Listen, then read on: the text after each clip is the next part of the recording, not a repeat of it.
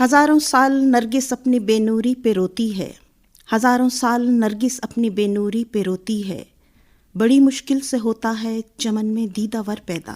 اور اجمل خٹک بھی یقیناً انہی دیدہ وروں میں سے ایک تھے جو کہ ظاہری طور پر تو ایک درویش طبع انسان تھے، مگر حقیقت میں علم کے سمندر جانے جاتے تھے۔ اجمل خٹک جیسے لوگ صدیوں میں پیدا ہوتے ہیں جو اپنی خداداد صلاحیت کے بل بوتے پر یاد رکھے جاتے ہیں۔ اجمل خٹک 20ویں صدی کے عظیم شاعر، ادیب، صحافی، سیاستدان اور ایک عظیم انسان تھے جو 21ویں صدی میں ہم سے جدا ہوئے، لیکن ان کی یادیں ہمیشہ تر و تازہ رہیں گی۔ ان کی طویل اور بھرپور زندگی کا مختصر ترین خاکہ یوں ہے۔ اجمل خٹک کا پورا نام محمد اجمل خان خٹک تھا، لیکن ادبی دنیا میں اجمل خٹک ہی کے نام سے جانے جاتے تھے۔ وہ مئی 1925 کو اکوڑا خٹک میں حکمت خان کے گھر پیدا ہوئے۔ ان کا شجرہ نسب 10ویں پشت میں خوشحال خان خٹک سے جا ملتا ہے۔ وہ اکوڑا خٹک کے رہنے والے تھے۔ 1934 میں آپ کو بغرض تعلیم دوسری جماعت میں داخل کیا گیا، لیکن 1935 میں آپ کے والد صاحب حکمت خان جوانی ہی میں دار فانی سے کوچ کر گئے۔ اپنے والد کی وفات پر انہوں نے کچھ اشعار کہے تھے اور اسی سے آپ کی شعر گوئی کا آغاز ہوا۔ 1938 میں نوشہرہ ادبی جرگے کی جانب سے 20 اگست کو مزار خوشحال بابا پر ایک مشاعرہ منعقد ہوا، جس میں آپ نے شرکت کی اور پہلی بار کسی ادبی تقریب میں شریک ہوئے۔ 1940 میں آپ نے پہلا افسانہ دہقان تحریر کیا اور پشتون رسالے میں پہلی بار آپ کی نظم چھپی۔ اسی سال کو آپ نے پہلا ڈرامہ بھی لکھا جو government middle school Akora Khattak میں اسٹیج ہوا۔ 1942 میں مڈل کا امتحان دیا اور صوبے بھر میں پہلی پوزیشن حاصل کی، اور اسی سال انگریزوں کے خلاف ہندوستان چھوڑ دو کی تحریک شروع ہوئی، جس میں آپ شامل ہوئے اور طلبہ کے لیڈر بن گئے۔ 1943 کو بطور معلم بھرتی ہوئے اور پہلی پوسٹنگ زیارت کاکا صاحب میں ہوئی۔ 1945 میں افغانستان کے مشہور محقق و ادیب عبدالحی حبیبی سے اکوڑا خٹک میں ملاقات ہوئی، جو صاحب سیف و قلم خوشحال خان خٹک پر تحقیق کے سلسلے میں یہاں آئے تھے۔ 1947 میں ماہنامہ عدل کے ایڈیٹر مقرر ہوئے اور صحافتی زندگی کا آغاز کیا۔ 14 اگست کو ریڈیو پاکستان پشاور اسٹیشن سے آزادی کے حوالے سے آپ کی نظم نشر ہوئی۔ 1948 میں آپ ریڈیو پاکستان پشاور میں بطور اسکرپٹ رائٹر بھرتی ہوئے اور کئی سالوں تک یہ فریضہ انجام دیتے رہے۔ 1950 میں اجمل خٹک نے مشہور ادبی رسالے سنگ میل سرحد نمبر کے لیے اپنا طویل علمی مقالہ پشتو ادب کی تاریخ تحریر کیا، جو کہ 107 صفحوں پر مشتمل ہے اور پشتو ادب کی تاریخ کا سنگ میل سمجھا جاتا ہے۔ 1951 میں پختونخوا کی مشہور ادبی تنظیم اولسی ادبی جرگہ پشاور قائم کرنے میں اہم کردار ادا کیا۔ اس تنظیم نے پشتو ادب کی ترویج و ترقی میں بہت اہم کردار ادا کیا ہے۔ 1952 میں آپ کی شادی اپنی چچا زادی سے ہوئی اور اسی سال آپ کی پہلی بیٹی بھی پیدا ہوئی۔ 3 اپریل 1953 کو قیوم خان دور حکومت میں گرفتار ہوئے اور یہ ان کی پہلی گرفتاری تھی۔ 30 جنوری 1954 کو رہا ہوئے، چند ہی دنوں بعد دوبارہ گرفتار ہوئے۔ 1956 میں روزنامہ انجام کے مدیر مقرر ہوئے۔ 1956 میں آپ کا پہلا شعری مجموعہ دا غیرت چغا صدائے غیرت شائع ہوا، اور اس کتاب نے پشتو ادب کے مزاحمتی ادب میں لازوال شہرت حاصل کی۔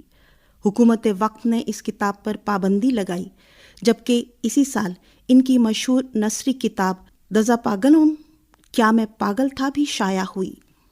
1967 میں آپ نیشنل عوامی پارٹی پختونخوا کے صوبائی جنرل سیکرٹری منتخب ہوئے اور 1968 میں آپ نیب کے مرکزی جنرل سیکرٹری منتخب ہوئے۔ 1972 میں ذوالفقار علی بھٹو کے ہمراہ چین کے دورے پر گئے۔ 1973 میں سانحہ لیاقت باغ کے بعد آپ کابل تشریف لے گئے اور 16 سال تک وہاں دلا وطن رہے۔ اس دوران آپ نے کئی مجموعے بھی تخلیق کیے۔ 1983 میں آپ کا شعری مجموعہ گلونا تکلونا شائع ہوا اور 1985 میں گلے پرہر شائع ہوا۔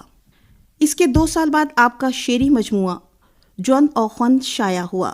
27 جنوری 1989 میں 16 سالہ جلا وطنی کے بعد وطن واپس آئے اور 19 جنوری 1990 کو عوامی نیشنل پارٹی کے مرکزی صدر منتخب ہوئے، اور اسی سال عام انتخابات میں آپ حلقہ NH4 سے قومی اسمبلی کے رکن منتخب ہوئے، اور اسی سال مئی کے مہینے میں آپ کا پہلا اردو شعری مجموعہ جلا وطن کی شاعری شائع ہوا۔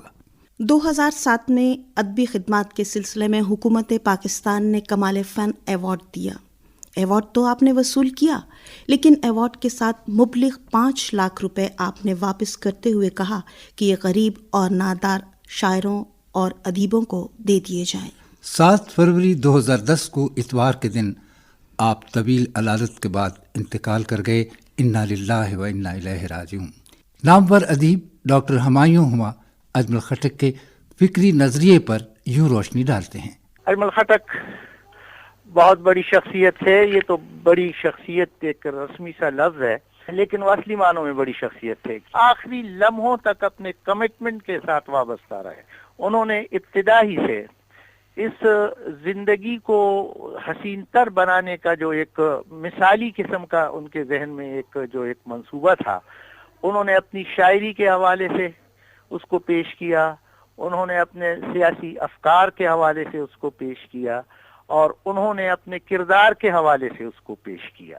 آپ یقین کیجئے کہ اجمل خٹک زندگی کے ابتدائی دنوں سے زندگی کے آخری لمحوں تک صرف 5 مرلے کے مکان میں زندگی بسر کرتے رہے، ورنہ ان کو جو پاکستان کی سیاست میں جو ایک مقام حاصل تھا، وہ اس حوالے سے اپنے لیے محلات کھڑے کر سکتے تھے، لیکن انہوں نے اپنے عوام کو ایک مثالی معاشرہ دینے کے لیے انہوں نے سب کچھ برداشت کیا۔ اجمل خٹک کو نوجوانوں کا شاعر کہا جاتا ہے۔ ان کی فکر انقلابی ہے، ان کی شاعری با مقصد شاعری ہے، اور ہر عمر کے لوگ اسے پسند کرتے ہیں، لیکن نوجوان طبقے میں وہ کافی مقبول ہیں۔ ان کی شاعری میں پریوں اور شہزادوں کے قصے نہیں، بلکہ عام انسانوں کے احساسات ملتے ہیں، جن کو مناسب الفاظ میں وہ بیان کرتے ہیں۔ ایک جگہ فرماتے ہیں: خانان خانان غٹان غٹان پیدا دی، دوئی خود مورا جنتیان پیدا دی، راضی چہویل جنت گٹو سوک چد مورا دو زخیان پیدا دی۔ یعنی خان تو خان ہے اور بڑے تو بڑے ہیں، یہ تو ماں کی کوکھ سے جنت ساتھ لے کر آئے ہیں، آؤ ان بدبختوں کے لیے تھوڑی سی جنت کمائیں جو ماں کی کوکھ سے ہی دوزخی بن کر پیدا ہوئے ہیں۔ انہوں نے ترقی پسند نظریات کو نیا سیاسی پس منظر دیا اور احتجاج کو ایک نئی زبان بخشی۔ مجموعی طور پر فن و فکر کے حوالے سے ان کی نظم و نثر میں جو چیز سب سے زیادہ نمایاں طور پر سامنے آتی ہے وہ ہے جدید فکر اور انقلابی لب و لہجہ۔ وہ بنیادی طور پر ایک باغی شاعر تھے۔ بے شک وہ ایک باغی شاعر تھے، اور یہی وجہ ہے کہ ان کے پہلے مجموعے دا غیرت چغا صدائے غیرت نے پشتو ادب میں انقلاب برپا کیا اور ایک پوری نسل کو متاثر کیا، جس کے بعد لکھنے والوں نے بھی اجمل خٹک کی تقلید کی۔ ان کے پہلے شعری مجموعے نے جتنی شہرت اور مقبولیت حاصل کی، آج تک پشتو کے کسی دوسرے شاعر کے مجموعہ کلام کو ایسی پذیرائی حاصل نہ ہو سکی۔ ہم اجمل خٹک کی ایک نظم کا اردو ترجمہ سامعین کی نظر کرتے ہیں تاکہ انہیں ان کے کلام کی فنی اور فکری جہتوں کا اندازہ ہو سکے۔ نظم کا عنوان ہے شہید۔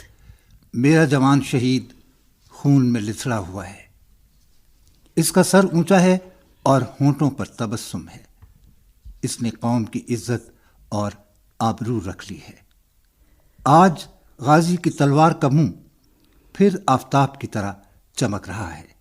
اجمل خٹک پر اب تک بہت زیادہ لکھا جا چکا ہے اور لکھا جائے گا، کیونکہ وہ ایک سچے درویش و قلندر تھے۔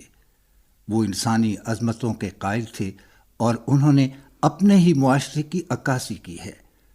وہ بے شک ایک بہت بڑے شاعر، ادیب اور انسان تھے، اور ایسے لوگ مر کر بھی دلوں میں ہمیشہ